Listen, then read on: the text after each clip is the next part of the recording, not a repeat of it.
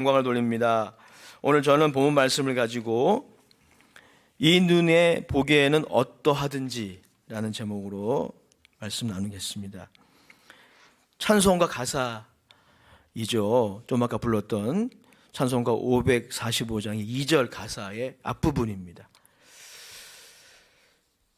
빅터 프랭클이라는 오스트리아의 신경학자가 있습니다. 정신의학자이기도 한데요. 그는 유대인이에요. 그가 죽음의 수용소라는 책을 썼는데, 그는 이 책에서 홀로코스트에서 살아남은 자신의 이야기를 전해주고 있습니다. 그는 실제로 독일군에게 체포되어 집단 수용소 아우슈비츠를 경험하기도 했습니다. 그는 거기서 그 지옥 같은 삶에서 살아남은 사람들을 유심히 관찰을 했습니다. 그리고 다음과 같은 결론을 내렸습니다. 수용소라는 그 극한 환경 가운데 처한 인생에게도 자신의 마음의 태도와 행동을 결정할 수 있는 존엄한 자유가 있다는 것. 이거를 관찰한 거예요. 그래서 그에 따르면 인생에게 정말 중요한 것은 그가 처한 환경보다 그 환경을 대하는 마음의 태도라고. 아무리 어려운 상황이라도 그 상황을 대하는 마음의 태도는 우리가 결정할 수 있다. 그게 인간의 존엄한 자유라고 하는 것입니다. 말씀을 준비하면서 우리가 믿음을 가진다는 것이 바로 이처럼 우리가 경험하는 눈에 보여지는 상황, 특별히 희망을 가질 수 없는 상황들이 있지 않습니까? 어려운 상황들. 그런 상황들을 대하는 우리의 마음의 태도와 관련이 있음을 생각하게 돼 있어요. 믿음과 우리의 마음의 태도가 아주 긴밀히 연관되어 있다는 것이죠. 아브라함의 믿음은 그것을 보여줘요. 아브라함의 믿음은 그의 마음의 태도에 영향을 주었어요. 그가 눈으로 보고 있는 상황을 대하는 마음의 태도에 영향을 주었다는 것이죠. 우리의 믿음의 속성도 이와 같다는 것을 오늘 저는 본문을 통해서 함께 나누기 원합니다. 본문에서 사도 바울은 아브라함의 믿음의 본질을 통해서 우리가 예수님을 믿는다고 할 때 그 믿음이 어떤 믿음인지 세 가지로 이야기하고 있어요. 이런 이 세 가지 이유 때문에 기독교 신앙은 손쉬운 믿음이 아닙니다. 또 값싼 믿음이 아니에요. 자, 어떤 믿음인지 한번 생각해 보십시다. 먼저 사도 바울에 따르면 믿음은 눈에 보이는 현실을 부정하지 않는다는 것입니다. 사랑하는 여러분, 우리가 말하는 믿음은 현실 부정이나 도피가 아니에요. 아브라함은 자신과 자신의 아내 사레가 자식을 낳을 수 없다는 현실을 알았습니다. 19절 말씀 우리 같이 읽어보겠습니다. 시작. 그가 백산해야 되어 자기 몸이 죽은 것 같고 사라의 태가 죽은 것 같음을 알고도 믿음이 약해지지 아니하고. 여러분, 믿음은 현실을 부정하는 게 아니에요. 아브라함은 자신과 자신의 아내가 이제는 아이를 낳을 수 없다는 그 현실을 직시했어요. 알았습니다. 그것을 애써 부정하려고 하지 않았어요. 그는 다만 눈에 보이는 현실의 문제, 즉 자식을 이제는 더 이상 낳을 수 없음의 그 문제를 직시하지만 그것보다 하나님의 약속에 더 귀를 기울였어요. 그것을 신뢰했어요. 그게 바로 20절, 21절이잖아요. 우리 같이 다시 읽어보겠습니다. 20절, 21절 시작. 믿음이 없어 하나님의 약속을 의심하지 않고 믿음으로 견고하여져서 하나님께 영광을 돌리며 약속하신 그것을 또한 능히 이루실 줄을 확신하였습니다. 여러분, 이것이 믿음입니다. 현실을 도외시하는 게 믿음이 아니에요. 현실을 직시하는 거예요. 현실을 부정하는 게 아닙니다. 현실을 직시하지만 하나님의 약속의 말씀이 의미하는 바를 더 신뢰하는 거예요. 이게 아브라함의 믿음이고, 우리가 예수님을 믿는다고 할 때 그 믿음의 본질이라는 거죠. 두 번째, 여러분, 아브라함의 믿음은 지극히 합리적인 행위였습니다. 우리는 보통 눈에 보이는 상황을 이성적으로 분석하는 것이 합리적이라고 생각합니다. 그리고 믿음은 그렇지 않다고 생각하는 경향이 있어요. 그런데 여러분, 아브라함의 믿음은 합리적인 행위였어요. 왜 그렇습니까? 그 근거가 확실해요. 확실한 정도가 아니라 아브라함의 믿음의 근거는 하나님의 약속의 말씀이었어요. 그런 점에서 여러분, 믿음은 우리 한 사람 한 사람이 제각기 가지고 있는 신념과 전혀 다릅니다. 물론 중첩되는 부분도 없진 않지만 달라요. 그러면 신념이 왜 다릅니까? 신념은 그 근거가 우리 한 사람 한 사람의 주관이에요. 경험이에요. 여러분, 우리 한 사람 한 사람의 경험은 상대적입니다. 절대적이지 않아요. 이쪽에서 보면 이렇게 보이고 저쪽에서 보면 저렇게 보이잖아요. 똑같은 대상을 보는데도 경험이 그게 다른 거예요. 우리의 주관도 마찬가지입니다. 우리의 주관도 항상 틀리진 않지만 오류 가능성이 얼마나 많아요. 신념은 이렇게 우리의 주관, 우리의 경험에 근거하기 때문에 신념이 강한 게 믿음이 좋은 게 아니에요. 가끔 그렇게 우리가 오해할 때가 있어요. 신념이 강한 것을 믿음이 강한 것으로 그렇게 오해하는 경우가 있는데, 그렇다 보니까 믿음이 강한 분들이 더 하나가 안 되는 거예요. 그렇잖아요, 여러분. 믿음이 강할수록 하나가 잘 돼야 되지 않아요? 그게 예수님 말씀 아니겠습니까? 내가 너희를 사랑한 것 같이 너희도 서로 사랑하라. 사랑은 허다한 허물을 덮나니. 그렇게 말씀하셨는데, 그럼 믿음이 강할수록 더 하나가 잘 돼야 되는데, 이게 역설적으로 보면은요, 믿음이 강한 분들일수록 하나가 잘 안 돼요. 죄송하지만 교회를 다니는 분들일수록, 오래 다니는 분들일수록 하나가 안 돼요. 목회자가 일단 그러니까. 믿음과 신념을 구분하지 못하는 거예요. 신념은 너무 강하면 위험합니다. 그러나 아브라함의 믿음은 근거가 자신의 주관이나 경험이 아니었어요. 하나님이 약속하신 말씀이었습니다. 그래서 근거가 있는 것입니다. 17절 18절 한번 보십시오. 같이 읽겠습니다. 시작. 기록된 바 내가 너를 많은 민족의 조상으로 세웠다 하신 것 같으니 그가 믿은 바 하나님은 죽은 자를 살리시며 없는 것을 있는 것으로 부르시는 이시니라. 아브라함이 바랄 수 없는 중에 바라고 믿었으니 이는 내 후손이 이 같으리라 하신 말씀대로 많은 민족의 조상이 되게 하려 하심이니라. 여러분, 17절에 어떻게 시작하고 있습니까? 기록된 바. 굉장히 중요한 단어인 거예요. 또 18절에 보면 어떤 단어가 있습니까? 말씀대로. 굉장히 중요한 단어. 이 17절과 18절에 있는 이 말씀을 보십시오. 아브라함의 믿음은 하나님의 말씀에 근거하고 있는, 하나님의 말씀은 오류 가능성이 없다고 믿으십니까? 그 믿음이 있기 때문에 이 자리에 오신 거잖아요. 성경의 무오성, 번역과 또 해석은 틀릴 수 있지만 하나님의 말씀은 무오하다, 실수가 없다. 그걸 우리가 믿잖아요. 하나님의 약속은 하나님의 말입니다. 우리가 어떤 사람의 말도 신뢰한다면 하물며 하나님의 말이겠어. 신학자 존 스타트는 그래서 이렇게 말합니다. 우리가 믿을 만한 대상을 믿는 것은 지극히 합리적인 행동이다.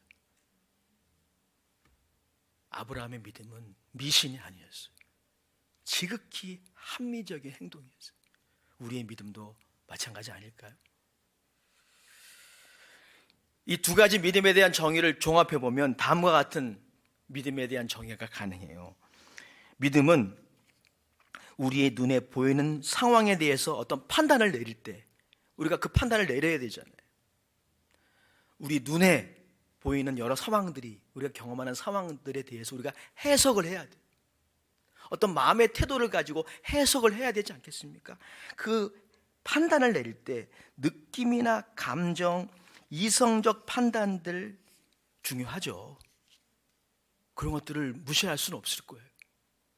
하지만 그런 것들보다 하나님을 더 신뢰하는 것, 그리고 그분의 말씀하신 바를 더 신뢰하는 것, 그게 바로 믿음이에요. 여러분, 이것이 왜 중요할까요? 아브라함은 바로 이 믿음을 통해서 바랄 수 없는 상황, 소위 말해서 희망 제로의 상황을 극복했어요.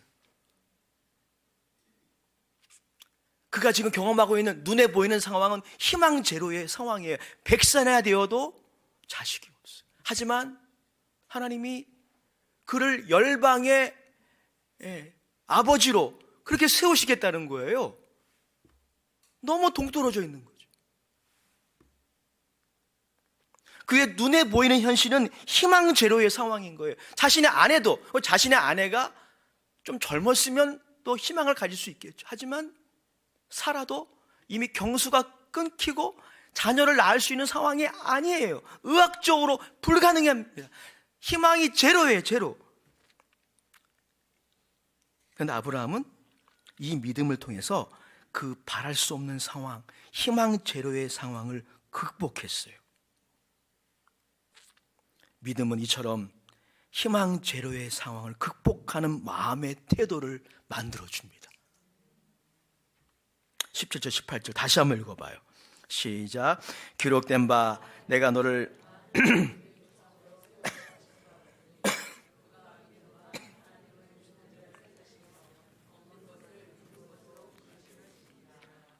아브라함이 바랄 수 없는 중에 바라고 믿었으니 이는 내 후손이 이 같으리라 하신 말씀대로 많은 민족의 조상이 되게 하려 하십니다. 목이 간지러워서 많이 쓰겠습니다. 여러분, 아브라함의 믿음은 그의 마음의 태도에 영향을 주지 않을 수 없었어요. 그래서 희망 제로의 상황에서도 희망을 품는 마음의 태도를 가지게 한 것입니다. 바랄 수 없는 중에 바라는 마음의 태도, 이게 바로 믿음이 만들어낸 마음의 태도인 것이죠.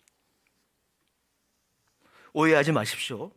그렇다고 해서 아브라함의 믿음의 대단함 때문에 이렇게 된 게 아닙니다. 오늘 본문은 아브라함의 믿음 참 대단해, 그걸 강조하려는 본문이 아니에요. 아브라함의 믿음의 대단함 때문이 아니라 그의 믿음 바 하나님이 대단하시기 때문이에요. 그의 믿음 바 하나님은 어떤 분이십니까? 오늘 본문 17절에 나와 있죠. 기록된 바 내가 너를 많은 민족의 조상으로 세웠다 하심과 같으니 그가 믿음 바 하나님은 죽은 자를 살리시며 없는 것을 있는 것으로 부르시는 이시니라. 또 21절에 이렇게 말씀하고 있어요. 약속하신 그것을 또한 능히 이루실 줄을 확신하였으니. 아브라함의 믿음 바 하나님은 어떤 하나님입니까? 무와 죽음을 유와 생명으로 바꾸실 수 있는 하나님이시라는 거예요. 여러분, 우리 인생의 모든 문제들을 두 단어로 요약할 수 있어요. 무와 죽음이에요. 없는 게 우리의 문제잖아요. 없는 게. 지혜가 없어요. 돈이 없어요. 사랑이 없어요. 없는 게 우리의 문제를 요약한 건 아니겠습니까? 하박국 선지자가 자신의 노래에서 그 부분을 이야기했잖아요. 무화과나무에 열매가 없고 포도나무에 포도송이가 없고 외양간에 소가 없고 이게 여러분 우리의 문제 상황을 요약한 것이죠. 그리고 죽음, 모든 종류의 질병과 고난들이 여러분 이 죽음의 증상 아니겠습니까? 그런데 아브라함이 믿은 바 하나님은 어떤 분입니까? 무와 죽음을 유와 생명으로 바꾸실 수 있는 분이에요. 죽은 자를 살리며 없는 것을 있는 것으로 부르실 수 있는 하나님입니다. 왜 그래요? 그분은 창조주이시기 때문에 그래요. 그럼 창조라는 게 그런 거잖아요. 유에서 유를 만들어낸 건 창조 아닙니다. 창조란 무에서 유를 만들어내는 거예요. 하나님만이 하실 수 있는 거예요. 또한 여러분, 하나님은 어떤 분입니까? 21절에 의하면 약속을 반드시 지키시는 분이에요. 아브라함이 그걸 믿은 겁니다. 하나님의 약속의 말씀이 없었다면 어떻게 그것을 바랄 수 있겠어요? 만약에 아브라함이 100세에 하나님의 약속의 말씀이 없었는데 자식을 바란다면 노망 난 거죠. 하나님의 약속의 말씀이 있었어요. 그리고 하나님은 거짓말하지 않으신다.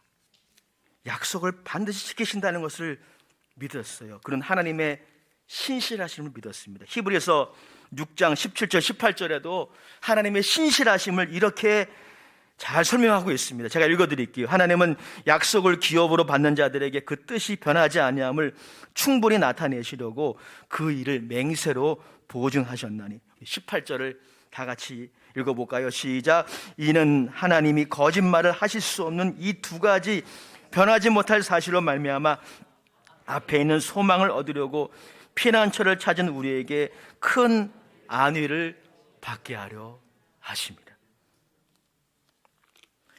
사랑하는 여러분, 아브라함이 믿은 바 하나님이 바로 이런 하나님이십니다. 아브라함은 이 하나님을 신뢰했어요. 하나님은 하실 수 있고 하실 것이다. 그런 그것을 믿었습니다.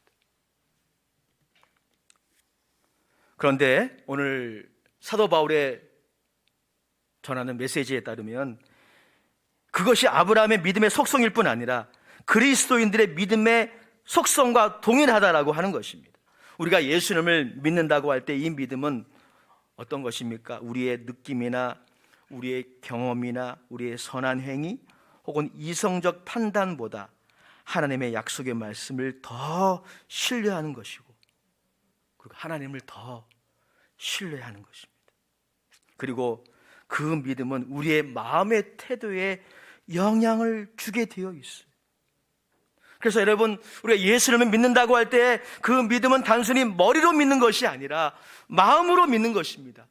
로마서 10장 10절에 그래서 너무나 중요한 구절이 나오죠. 사람이 마음으로 믿어 의에 이르고 입으로 시인하여 구원에 이르느니라. 그래서 믿음이 있는 것이 얼마나 큰 축복인지 몰라요. 마음으로 믿고 입으로 시인한다는 것이 얼마나 큰 축복인지 모릅니다. 그리고 그 믿음이 견고해지는 것이 얼마나 중요한지 모릅니다. 사랑하는 여러분, 기억하십시오. 믿음이 약해지면 어떤 일이 생깁니까? 우리는 눈에 보이는 상황에 대해서 우리의 이성의 판단에만 머물러 있게 되는 거예요. 그런데 그것이 때로는 얼마나 부정확하고 주관적이며 편협한지 우리는 잘 모릅니다. 자신의 이성적인 판단이 정확하다라고 그렇게 생각을 하는데, 뭐 정확할 때가 있지만 대부분의 경우에 여러분, 우리는 자기중심적으로 해석하고 그리고 편협하게 이해해요. 그리고 대체적으로 눈에 보이는 상황에 대한 저와 여러분들의 이성적인 판단과 해석은 부정적입니다. 우리 천성이 그래요. 여러분, 이스라엘 백성들이 그것을 잘 보여주지 않습니까? 이스라엘 백성들이 애굽을 탈출해서 광야를 지나갈 때 그들이 보여줬던 모습은 바로 우리의 모습 아니겠어요? 우리도 아마 그 자리에 있었으면 그들이 눈에 보이는 그 상황들을 그렇게 해석했을 거예요. 물이 없어요. 매일 만나가 떨어지긴 하는데 그 매일 만나는 먹어야 돼요. 그런 상황들을 그들이 해석하는 모습을 보십시오. 얼마나 부정적이었습니까? 그런데 여러분, 하나님이 인정하셨던, 칭찬하셨던 한 사람이 있죠. 그 사람이 바로 갈렙이에요. 갈렙. 하나님이 갈렙을 어떻게 인정하셨습니까? 민수기에 보면 내 종 갈렙은 그들과 마음이 달라서. 마음이 달라요. 마음의 태도가 다른 거예요. 뭐가 차이를 만들어낸 겁니까? 틈만 나면 애굽으로 돌아가자. 조금만 어려우면 지도자 바꾸자.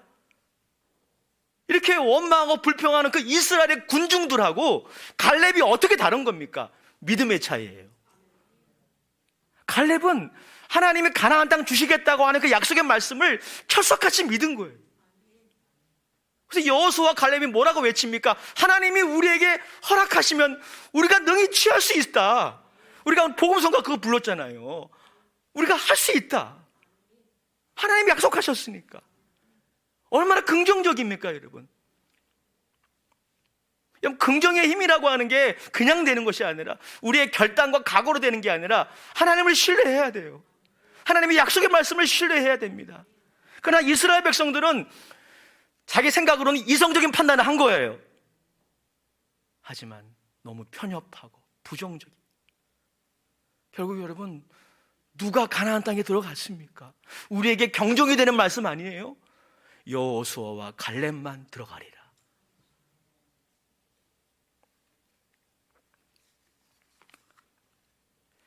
믿음이 견고해지면 우리는 현실을 직시하지만 현실을 부정하는 것이 아닙니다. 현실은 녹록지 않아요.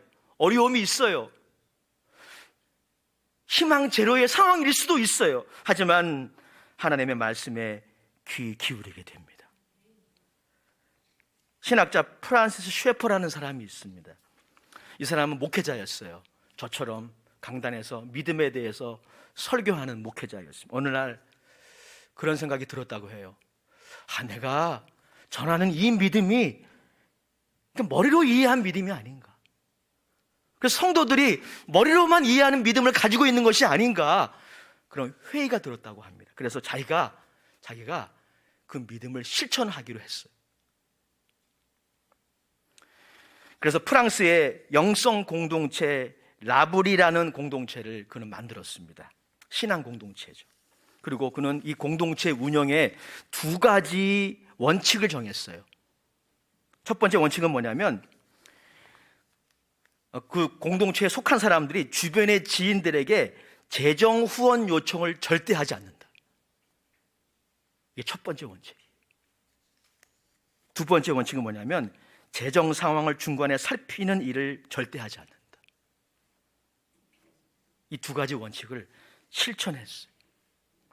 왜냐하면 프란시스 셰퍼가 마태복음 6장 33절의 말씀을 읽으면서 도전을 받은 거예요. 마태복음 6장 33절 여러분 다 아시나요? 같이 읽어볼까요? 시작. 그런즉 너희는 먼저 그의 나라와 그의 의를 구하라. 그리하면 이 모든 것을 너희에게 더하시리라. 프란시스 셰퍼는 이 말씀을 끊임없이 가르쳤어요. 하지만 과연 내가 믿고 있는가? 스스로에게 질문한 거예요. 그래서 이 말씀이 맞다면, 이 말씀을 신뢰한다면 어떻게 공동체를 운영할 것인가? 재정 후원 요청 절대 하지 않는다. 그리고 중간에 재정 상황 살피지 않는다. 물론 특수한 경우죠. 그러나 이 프란시스 셰퍼의 이런 행동은 믿음이 우리의 머리에만 머물러 있는 우리의 모습에 도전이 되지 않습니까? 여러분의 믿음이 어디에 머물러 있습니까? 마음에 있나요? 여러분의 그 믿음이 여러분 마음의 태도에 영향을 주고 있습니까? 우리가 어떻게 구원을 받고 의롭다함을 받습니까? 이 믿음을 통해서입니다. 아브라함만이 아니라 오늘 본문에 의하면 우리 모두는 이 믿음으로, 즉 하나님의 은혜로 의롭다 인정함을 받는 거예요. 이 믿음도 하나님의 선물이니까요. 22절 25절 같이 읽어보겠습니다. 시작. 그러므로 그것이 그에게 의로 여겨졌느니라. 그에게 의로 여겨졌다 기록된 것은 아브라함만 위한 것이 아니요 의로 여겨심을 받을 우리도 위함이니 곧 예수 우리 주를 죽은 자 가운데서 살리신 이를 믿는 자니라. 예수는 우리가 범죄한 것 때문에 내줌이 되고 또한 우리를 의롭다 하시기 위하여 살아나셨느니라. 우리는 믿음으로 구원받는 것입니다. 믿음으로 죄사함 받는 것입니다. 하나님이 아브라함의 믿음을 그의 의로 여기신 것처럼 오늘날도 예수 그리스도께서 죽었다가 다시 사신 것을 믿는 믿음을 하나님은 의로 여기시는 것입니다. 생각해 보십시오. 아브라함의 믿음이나 저와 여러분들의 믿음이나 공통점이 있어요. 그것은 뭐냐면 무에서 유를, 죽음에서 생명을 창조하신 하나님을 신뢰하는 믿음인 점에서는 똑같아요. 미국의 설교자 폴 워셔가 말한 것처럼 구원받는 믿음이란 이처럼 우리의 느낌, 우리의 감정, 우리의 행한 업적, 우리의 자격을 신뢰하는 것이 아니라 하나님이 아들 예수를 통하여 성취하신 일을 전적으로 신뢰하는 거예요. 빈손 들고 앞에 가 십자가를 붙드네. 그 길밖에 없어요. 하나님이 아들 예수를 통하여 이루신 일들을 전적으로 의지하고 신뢰하는 것, 우리의 느낌이나 감정이나 경험이나 신앙 경륜이나 이런 것들이 있지만 이런 것들을 신뢰하는 것이 아니에요. 하나님이 아들을 우리 죄를 위하여 내어주시고 우리를 의롭게 하기 위해서 부활시키신 그 일을 믿는 것입니다. 그것을 믿으십니까? 결론입니다. 그러므로 저의 결론은 다음과 같아요. 찬송가 가사처럼 이 눈이 보기에는 어떠하든지, 이제 우리 성도님들 예수님을 믿으신다면은 눈에 보이는 것만 보고 판단하지 맙시다. 이런 실수를 너무 자주 반복하는 거예요. 이 눈에 보기에 문제가 심각할 수 있어요. 제가 말씀드렸잖아요. 믿음은 그 문제의 심각성을 축소시키지 않습니다. 저는 여러분들이 지금 눈으로 보는 문제의 심각성을 축소시키고 싶지 않아요. 여러분이 눈에 보는 상황들은 여러분들을 충분히 화나게 하는 상황일 수도 있고 여러분들을 절망하게 하는 문제일 수도 있습니다. 재정적인 문제, 질병의 문제, 관계의 문제, 상처와 아픔의 문제, 신앙의 문제 등등. 우리는 이렇게 하지 맙시다. 믿음이 있다고 하면서 이 문제들의 심각성을 애써 축소시키지 맙시다. 또 반대로 자신은 믿음은 부족해도 나는 이성적이야 라고 자부하면서 자신의 이성적인 잣대로 판단하며 근심하고 걱정하며 미워하고 비판하는 이 실수를 반복하지 맙시다. 자신의 이성적인 잣대가 그것이 합리적이라고 생각하는 사람들이 많이 모여 있으면은 그 시끄러워지는 거예요, 여러분. 교회도 마찬가지입니다. 예수 믿어서 믿음의 공동체가 되었지만 여전히 눈에 보이는 상황을 바라볼 때 자신의 이성적인 판단만 신뢰하는 그런 모습들이 우리에게 있다면 하나가 될 수가 없어요. 우리는 정말 우리의 눈에 보이는 것에 정말 좌우가 많이 됩니다. 고린도 후서 5장 7절의 말씀 같이 읽어요. 우리의 믿음 생활이 바로 이런 것입니다. 시작. 이는 우리가 믿음으로 행하고 보는 것으로 행하지 아니함이로라. 오늘 저희 설교에 다른 거 다 잊어버려도 이 구절만 기억하시고 가셔도 돼요. 우리는 믿음으로 행하고 보는 것으로 행하지 않습니다. 눈 감고 산다는 게 아니에요. 현실은 직시해야 됩니다.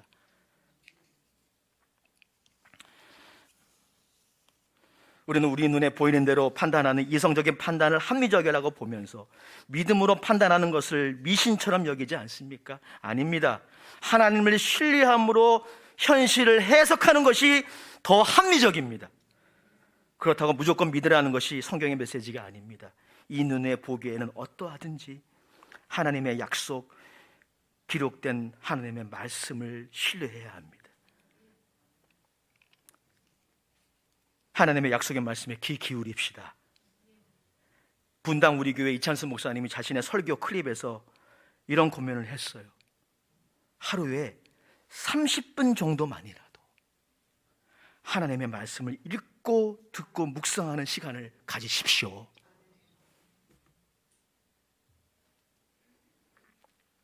그래야 눈으로 보이는 현실의 문제만 바라보지 않고 하나님이 누구이신지 초점을 맞출 수 있지 않겠습니까?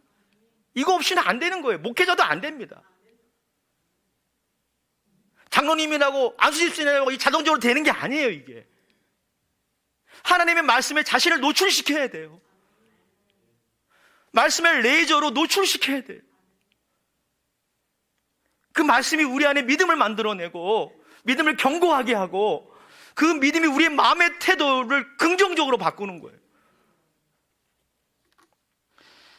그러나 우리는 여러분, 믿음을 강화하는 시대에 살고 있지 않습니다. 오늘날 얼마나 많은 영상들이 있는지 몰라요. 우리는 영상 문화의 홍수 속에 살고 있습니다. 그러나 성도들의 믿음은 점점 약해지고 있어요. 그래서 눈에 보이는 상황을 믿음으로 해석하는 것이 너무 힘들어요. 노트북에 짤 영상을 보느라 우리는 얼마나 많은 시간을 보내고 있습니까? 그래서 너무 거기에 익숙해져 있어서 요즘 아무리 은혜로운 영상이라고 해도요, 3분을 넘어가면 지루해요. 우리 그러한 시대에 살고 있으니 눈에 보이는 현실의 문제를 나의 연약한 이성의 잣대로 판단하고 근심하고 정죄하다가 실패할 수밖에 없는 것입니다. 사랑하는 여러분, 믿음으로 반응하기 위해 시간을 투자하십시오. 투자할수록 좋습니다. 하루에 30분을 투자하세요. 주중 예배도 좀 나오시고 2시 찬양 예배도 참석하시고 지역 예배 참석하여 믿음으로 반응할 수 있는 마음의 힘을 좀 키우세요. 마음의 힘이 없으면 누가 이렇게 툭 치면은요, 무너지는 거예요. 그냥. 마음의 힘을 키우세요. 마음의 태도, 긍정적인 태도를 만들어 나가십시오. 우리가 만나는 모든 상황을 믿음으로 반응할 수 있는 마음의 태도를 키우는 것은 하나님의 말씀에 자신을 노출시켜야 돼요. 교회에 나오기 힘들다면 말씀을 읽으세요. 기록된 바, 따라합시다. 기록된 바, 말씀대로, 약속하신 대로 하나님이 일하십니다. 질문하겠습니다. 우리는 우리의 눈으로 보는 상황들을 어떤 마음의 태도로 대합니까? 기도하겠습니다. 아버지 하나님, 오늘 고개 숙여 기도하는 주의 종들을 축복하셔서 아브라함에게 주셨던 그 믿음 우리 모두에게도 주셔서 감사합니다. 그 믿음이 약해지지 않도록, 견고해지도록, 그래서 그것이 우리의 마음의 태도를 결정하고 갈렙처럼 하나님이 인정하시는 하나님의 종들로 세워지게 하옵소서. 예수님의 이름으로 축복하며 기도드립니다. 아멘. 찬송가, 새 찬송가 540장, 통합 찬송가 219장